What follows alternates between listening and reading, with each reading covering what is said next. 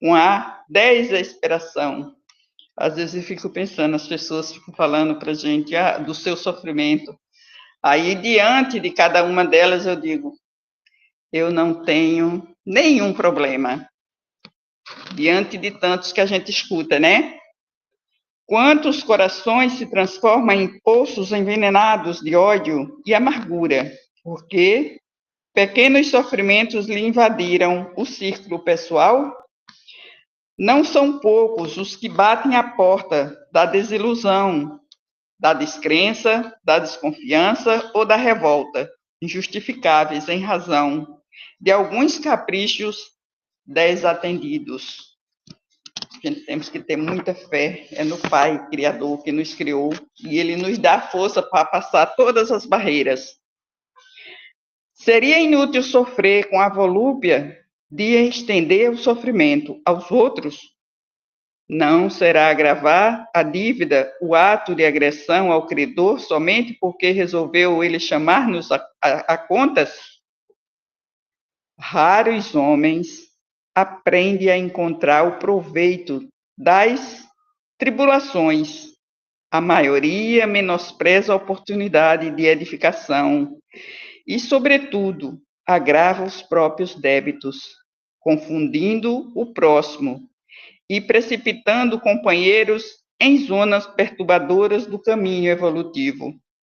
Todas as criaturas sofrem no caminho das experiências necessárias, mas bem poucos espíritos sabem padecer como cristão, glorificando a Deus. Porque em tudo temos que agradecer, mesmo pelas coisas que não são boas, porque as coisas que não são boas, elas servem de degrau para a gente crescer e chegar do outro lado muito mais forte. Então, graças a Deus, neste momento, eu passo a palavra ao senhor Arlindo para que ele possa fazer a nossa oração de abertura. Seja muito bem-vindo, meu amigo. Boa noite, Dora, boa noite a todos, obrigado. Vamos hoje fazer a oração do bom pastor. O Senhor é meu pastor e nada me faltará. Deitar-me faz em verdes bosques, guia-me mansamente em águas tranquilas. Refrigera minha alma, guia-me pelas veredas da justiça por amor do seu nome. Ainda que eu andasse pelo vale da sombra da morte, não temeria mal algum, porque tu estás comigo. O teu bastão, o teu cajado me confortam. Preparas uma mesa perante mim, na presença de meus inimigos. Unges minha cabeça com óleo, o meu cálice transborda. Certamente que a bondade e a misericórdia me seguirão todos os dias da minha vida e habitarei na casa do Senhor por longos dias. Que assim seja. Pai amado, recebe essa humilde prece, transformando em bálsamo para a cura das dores, males e sofrimentos de todos nós, encarnados e desencarnados, e nos auxilia, fortalece e ilumina para que tenhamos na noite de hoje um evangelho de paz, harmonia, perseverança e aprendizado para todos nós, Senhor. Que assim seja. Passa a palavra a você, Dora. Muito obrigada, senhor Arlindo.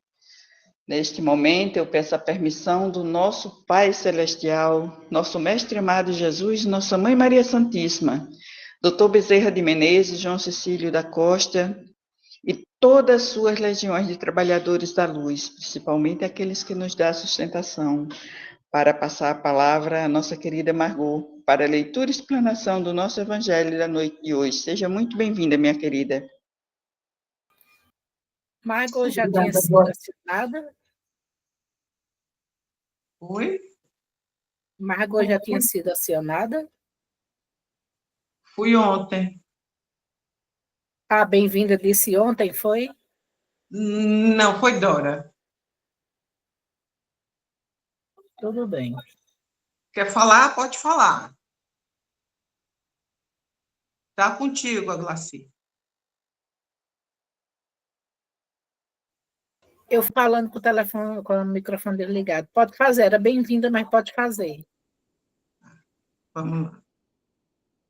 Então, vamos nós, gente. Boa noite a todos. Que Deus nos abençoe para mais um Evangelho nos nossos lares. E o capítulo de hoje do Evangelho segundo o Espiritismo é o 21. Haverá falsos cristos e falsos profetas. Vamos a ele. Guardai-vos dos falsos profetas que vêm ter convosco, cobertos de peles de ovelha e por dentro são lobos rapaces. Conhecê-lo-eis pelos seus frutos. Podem colher-se uvas nos espinheiros ou figo nas sarças? Assim, toda árvore boa produz bons frutos e toda árvore má produz maus frutos. Uma árvore boa não pode produzir frutos maus e uma árvore má não pode produzir frutos bons. Toda árvore que não produz frutos será cortada e lançada ao fogo. Conhecê-la-eis, pois, pelos seus frutos. Está lá em Mateus, no capítulo 7, versículo 15 a 20. Tende cuidado para que alguém não vos seduza, porque muitos virão em meu nome dizendo, eu sou o Cristo, e seduzirão a muitos. Levantar-se-ão muitos falsos profetas, que seduzirão a muitas pessoas, e porque abundará a iniquidade, a caridade de muitos esfriará. Mas aquele que perseverar até o fim se salvará. Então, se alguém vos disser, o Cristo está aqui ou está ali, não acrediteis absolutamente, porquanto falsos cristos e falsos profetas se levantarão e farão grandes prodígios e coisas de espantar, ao ponto de seduzirem, se forem possível, os próprios escolhidos. Está lá em Mateus, no capítulo 24, versículo 4, 5, 11 a 13, 23 e 24. Está em Marcos, no capítulo 13, versículos 5, 6, 21 e 22.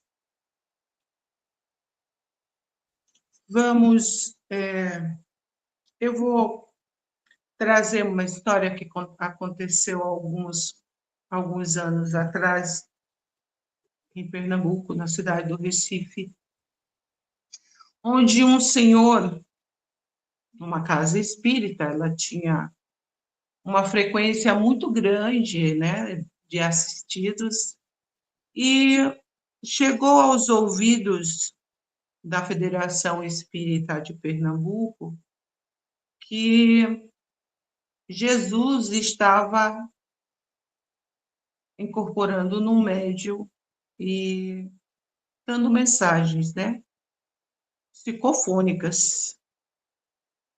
E a federação ficou escabriada com aquilo, né, Jesus, assim, dando assistência, dando mensagens, e aí enviaram um membro para conhecer tal fato. Determinado dia, chega ele, muita gente, e o médium está, né, já para incorporar Jesus. Ele incorpora, dá assistência a algumas pessoas e ele chega ali e pergunta, quer dizer que o senhor está vindo aqui assiduamente e dando mensagens, orientações? Então, o senhor é mesmo Jesus de Nazaré? E a entidade respondeu, não, eu sou Jesus. Eu sou Jesus do Brás de Pina. É que eu morava no Brás de Pina e frequentava a casa, e eu sempre gostei do trabalho da casa. Como eu morri há pouco tempo, e soube que eu podia ter acesso e estar aqui, dando também minhas mensagens de tudo que eu estou vivendo no plano dos espíritos. E aí a gente para e analisa.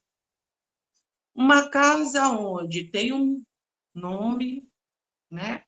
Tem uma procedência, é federada, está recebendo um espírito, sim, aí ele diz, ainda diz assim, eu sou Jesus, o que era sapateiro, lá em Braz de Pina. Não estou desclassificando o espírito por ele ser sapateiro, tampouco por ser do Braz de Pina. Mas a invigilância do médium e da própria casa, a deixar se proliferar, né? Essa história de que Jesus estava ali dando mensagens. O que é isso? São fatores muito graves para um médium e para uma casa. Ludibriar, orgulho, invigilância. Isso acontece muito. Não com o nome de Jesus, mas com o nome até do nosso mentor, doutor Bezerra. Isso acontece muito.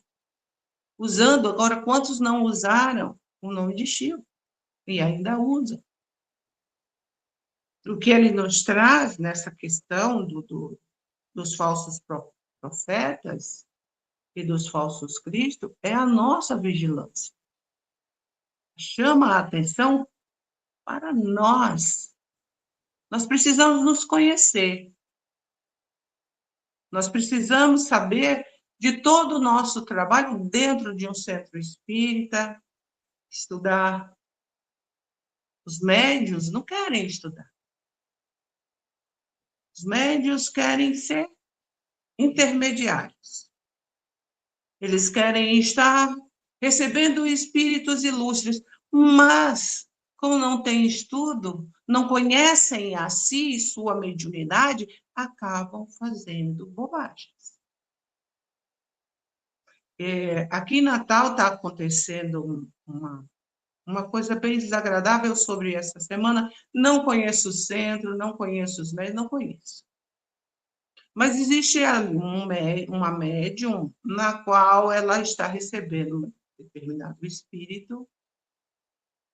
Porém, a pessoa que veio conversar comigo frequentou o centro que eu administrava.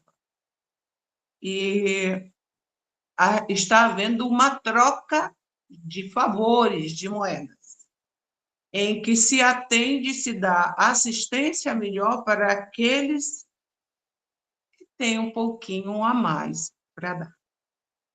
Então, todas essas questões de troca, de vaidade e de orgulho trazem e fazem os falsos profetas, que estão numa abundância muito grande. Não é só na nossa doutrina, está em todas as doutrinas. Está em doutrinas que a gente mal tem conhecimento. Há poucas horas eu estava assistindo um vídeo onde eu soube que existe na Argentina uma religião que foi fundada para o deus Maradona. São os maradonistas. Então, nós estamos descambando. E existe muitos seguidores. Os maradonistas são muitos. Não está só na Argentina, já está espalhada pelo mundo. E a nossa vigilância? Será que nós estamos cuidando também dos nossos momentos de disenções, de vaidade, de orgulho, de competição? Por todos os centros os quais eu passei, eu vi uma coisa que não deveria existir em nós, que somos espíritas, que recebemos mais, que temos mais conhecimentos, então de nós será mais cobrado. A inveja. A inveja está incrustada de uma forma tão grande e ela está escabrosa, a olhos vistos, para quem quiser ver. A inveja do irmão ali médium. A inveja do irmão que tem uma mediunidade X, Y, sei lá qual a mediunidade, mas tem inveja. A inveja do irmão que trabalha na casa, que tem um trabalho muito sério, aprofundado. A inveja. Essas coisas destroem as casas. Elas destroem a cada um de nós. Destrói o trabalho lindo da espiritualidade. A dificuldade de se erguer uma casa, de se manter uma casa nos dias de hoje, com a energia que envolve o planeta, é muito difícil. E os seus trabalhadores não querem estudar, mas querem status. É aí onde entram os falsos profetas. Eles já estão instalados em qualquer casa, em qualquer religião, eles estão ali dentro. Eles têm conhecimento profundo da nossa doutrina. Eles têm conhecimento profundo da doutrina dos outros irmãos. Ah, mas se eles têm esse conhecimento, qual a finalidade? Eles são falsos. Eles são falsos. O que querem os falsos? Se alimentar da vaidade e do orgulho e fechar as portas das casas. Eu vou dar uma lida aqui nos prodígios dos falsos profetas. Levantar-se-ão falsos cristos e falsos profetas que farão grandes prodígios e coisas de espantar, ao ponto de seduzirem os próprios escolhidos. Estas palavras dão verdadeiro sentido ao termo prodígio. Na acepção teológica, os prodígios e os milagres são fenômenos excepcionais, fora das leis da natureza. Sendo estas exclusivamente obra de Deus, pode ele, sem dúvida, derrogá-las, se lhe apraz. O simples bom senso, porém, diz que não é possível haja ele dado a seres inferiores e perversos um poder igual ao seu, nem ainda menos o direito de desfazer o que ele tenha feito. Semelhante princípio não pode Jesus ter consagrado. Se, portanto, de acordo com o sentido que se atribui a essas palavras, o espírito do mal tem o poder de fazer prodígios tais que os próprios escolhidos se deixem enganar. O resultado seria que, podendo fazer o que Deus faz, os prodígios e os milagres não são privilégios exclusivos dos enviados de Deus e nada provam, pois que nada distingue os milagres dos santos dos milagres dos demônios. Necessário, então, se torna a procurar um sentido mais racional para aquelas palavras. Para o vulgo ignorante, todo fenômeno cuja causa é desconhecida passa por sobrenatural, maravilhoso e miraculoso. Uma vez encontrada a causa, reconhece-se que o fenômeno, por muito extraordinário que pareça, mais não é do que a aplicação de uma lei da natureza. Assim, o círculo dos fatos sobrenaturais se restringe à medida que a ciência se alarga. Em todos os tempos, homens houve que exploraram, em proveito de suas ambições, de seus interesses e do seu anseio de dominação, certos conhecimentos que possuíam, a fim de alcançarem o prestígio de um pseudo-poder sobre-humano ou de uma pretendida missão divina. São esses os falsos cristos e os falsos profetas. A difusão das luzes lhe aniquila o crédito, donde resulta que o número deles diminui à proporção que os homens se esclarecem. O fato de operar o que certas pessoas consideram prodígios não constitui, pois, sinal de uma missão divina, visto que pode ressaltar de conhecimento cuja aquisição está ao alcance de qualquer um ou de faculdades orgânicas especiais, que o mais indigno não se acha inimigo de possuir tanto quanto o mais digno. O verdadeiro profeta se conhece por mais sérios caracteres e exclusivamente morais. Não creiais. Não é esse, perdão. Mas o título é: Não creiais em todos os espíritos. Os fenômenos espíritas, longe de abandonarem os falsos cristos e os falsos profetas, como algumas pessoas apraz dizer, golpe mortal desferem neles. Não peçais ao espiritismo prodígios nem milagres, porquanto ele formalmente declara que os não opera. Do mesmo modo que a física, a química, a astronomia, a geologia revelam as leis do mundo material, o espiritismo revela outras leis desconhecidas, as que reagem às relações do mundo corpóreo com o mundo espiritual. Leis que, tanto quanto aquelas outras da ciência, são leis da natureza, facultando a explicação de certa ordem de fenômenos incompreendidos até o presente. Ele destrói o que ainda restava do domínio do maravilhoso. Quem, portanto, se sentisse tentado a explorar em proveito próprio os fenômenos, fazendo-se passar por Messias de Deus, não conseguiria abusar por muito tempo da credulidade alheia e seria logo desmascarado. Aliás, como se já tem dito, tais fenômenos por si sós nada provam. A missão da prova por efeitos morais, o que não é dado a qualquer um produzir. Isso aqui é tão profundo. Às vezes, eu acho que já aconteceu com todos nós, e de pessoas chegarem e querer saber o que vai acontecer adiante, o que vai se passar, por que está acontecendo, como é que a gente pode resolver. Mas é um resolver, um imediatismo, assim, com a mágica, com uma poção, com um pirlim-pim-pim.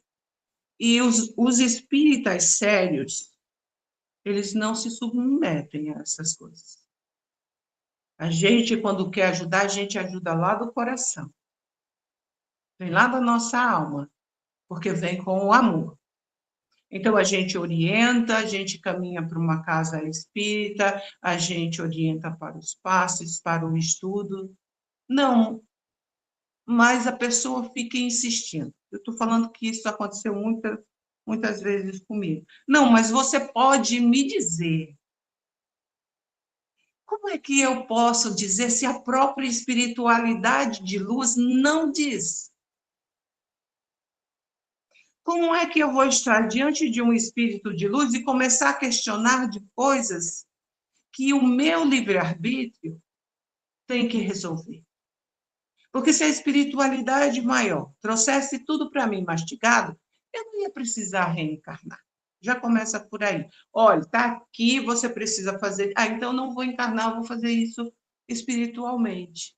Não, mas você precisa encarnar porque os que você precisa acertar contas estão encarnados. Não, mas eu posso resolver com os meus que estão encarnados em espírito. Sim, pode. Porque eu estarei no plano espiritual, mas conhecendo todos os meus erros, todas as minhas dificuldades, o meu caminhar, conheço o meu temperamento. Eu sabendo que eu vou encarnar, eu vou me limitar, eu já não me lembro de muita coisa. Então, o meu livre-arbítrio vai fazer com que eu acerte ou com que eu erre novamente, ou então que eu não faça nada. Eu não posso, mesmo que eu veja, que eu sinta, que eu saiba, que o irmão pode acontecer determinada coisa, eu não posso oferecer. Ele precisa viver. Eu posso auxiliar no melhor caminhar da vida, para que compreenda o sofrimento, para que compreenda as dores, para que aceite com fé o momento em que está vivendo, para superar no futuro outros dissabores. Mas eu não posso, de repente, eu vou colocar aqui umas cartas e vamos ver o seu futuro. existe uma passagem, eu não me lembro qual é o item, mas em Obras Póstumas, onde uma cartomante, uma cigana, eu acho, chega, Kardec faz uma pergunta para ela e ela olha nas cartas e responde a ele, né? O que ele tinha por fazer, o que ele fez e o que ele tinha por fazer. E depois Kardec responde para nós o porquê dela ter visto em suas cartas as pessoas que vêm em xícaras, em copos de água e tudo mais. Aquilo ali é só um método que a pessoa usa, mas a mediunidade dela está intrínseca, ela não precisa de nada daquilo. Ela se utiliza por estar presa a esses detalhes.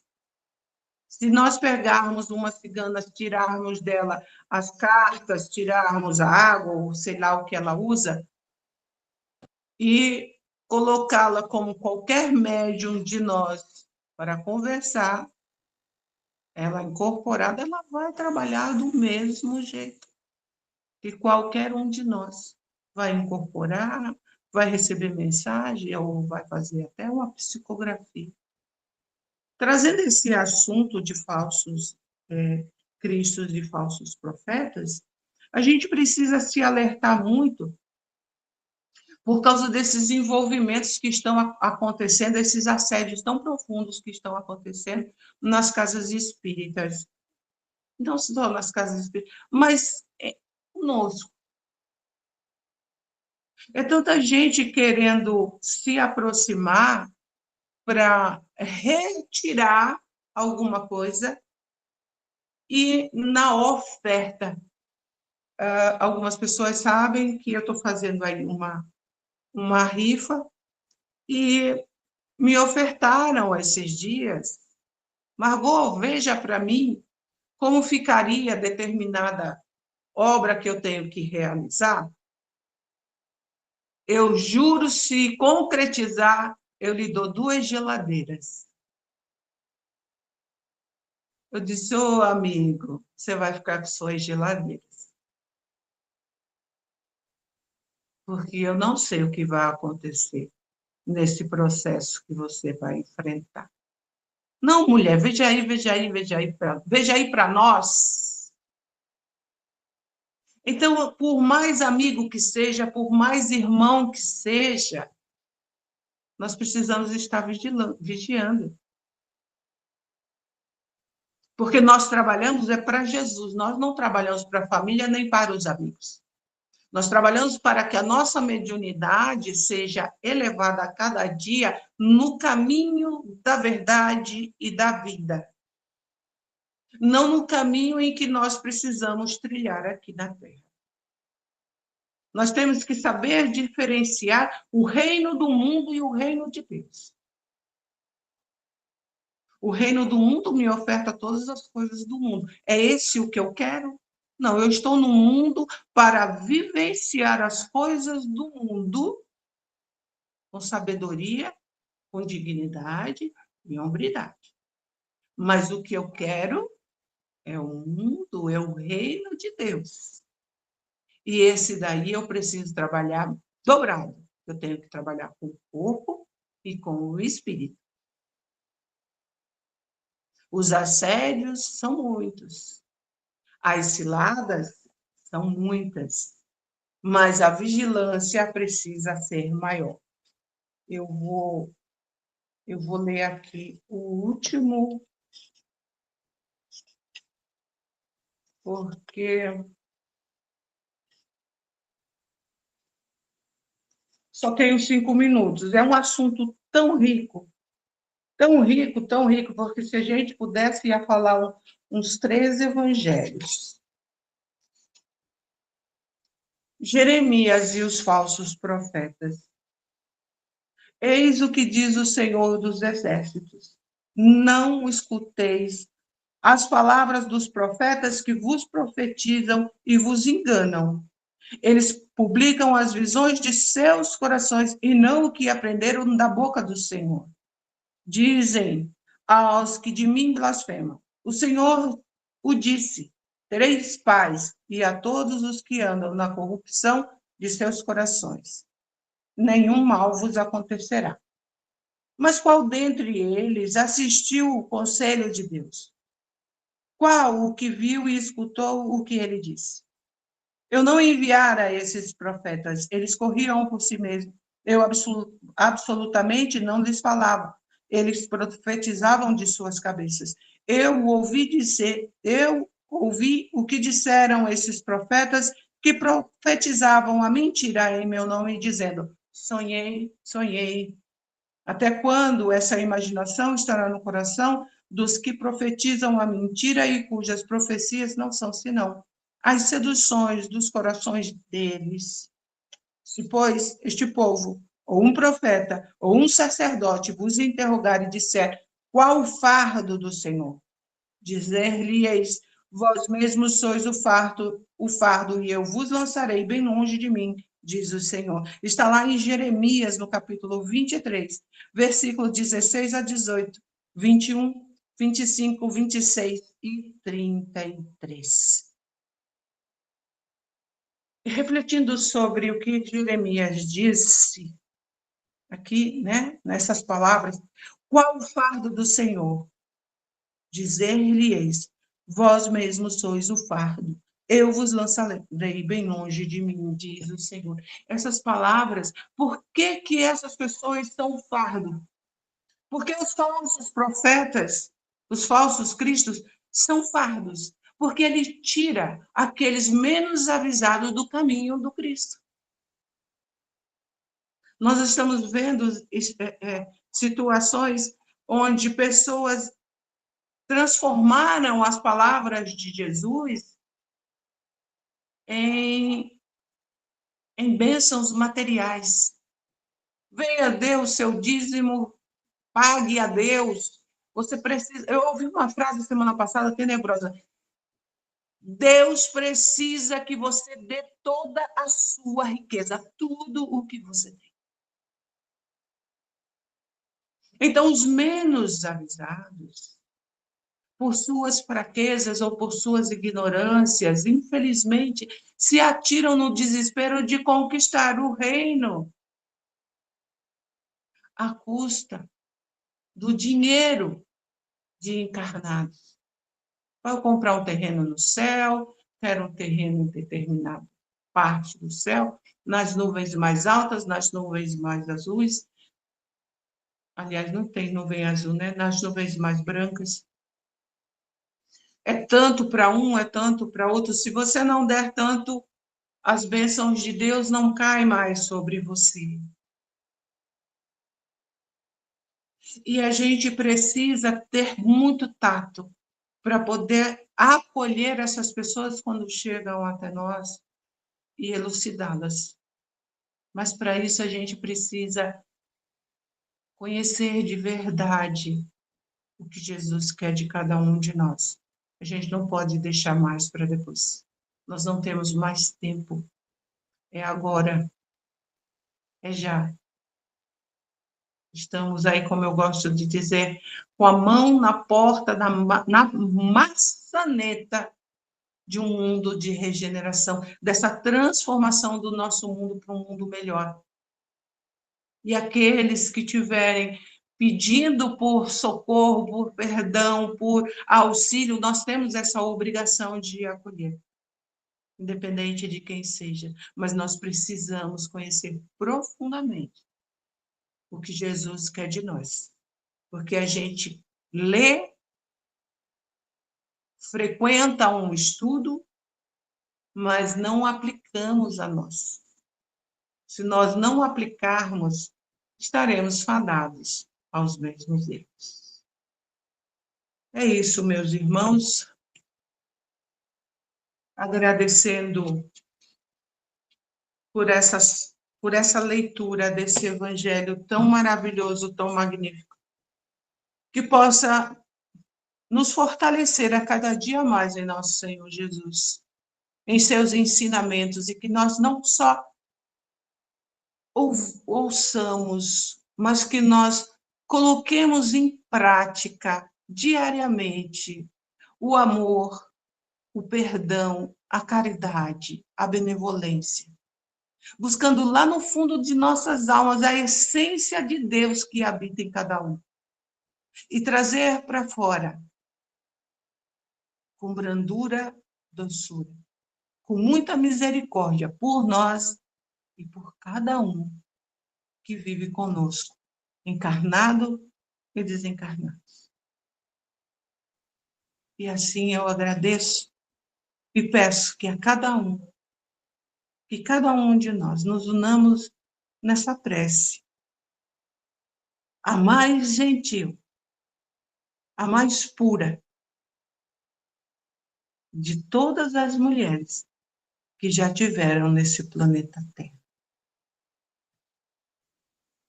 Ave Maria, Senhora do amor, que ampara e redime. Ai do mundo, se não for a vossa missão sublime. Cheia de graça e bondade, é por vós que conhecemos a eterna revelação da vida em seus dons mais supremos. O Senhor é sempre convosco, mensageira da ternura. Providência dos que choram nas sombras das desventuras. Bendita sois vós, Rainha, estrela da humanidade, rosa mística da fé, lírio puro da humildade. Entre as mulheres sois vós, a mãe das mães desvalidas, nossa porta de esperança e anjo de nossas vidas. Bendito o fruto imortal da vossa missão de luz, desde a paz da manjedoura, as dores ali na cruz.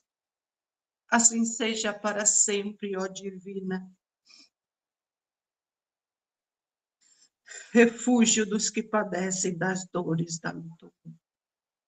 Ave Maria, Senhora do amor, que ampara e redime. Ai do mundo, se não for a vossa missão suprema. Que a paz do Mestre Jesus envolva a cada um de nós, a cada um de nossos parentes, de nossos familiares, de nossos animais, de nossos vizinhos, de nossos amigos e dos não amigos, porque eles também precisam de vós. Larga seu manto, mãe,